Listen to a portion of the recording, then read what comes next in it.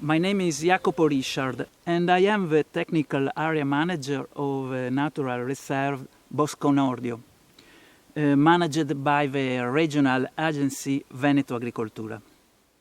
Bosco Nordio is an ancient wood of holm oak and English oak. Inside the wood there are also a lot of clearings like this, in which remain a particular uncommon habitat called the grey dunes. The presence of a lot of uncommon species of plant is exploited collecting the seeds.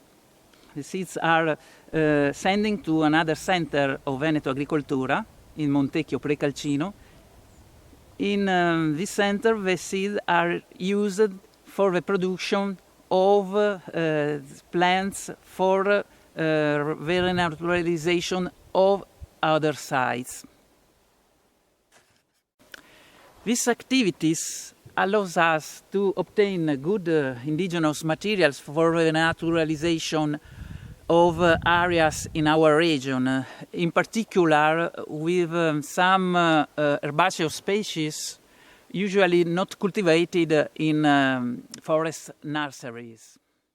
The collection of seeds has allowed in 20 years to obtain about 50,000 of seedlings, used often in other projects funded by the European Community, such as, for example, the Life Redium project.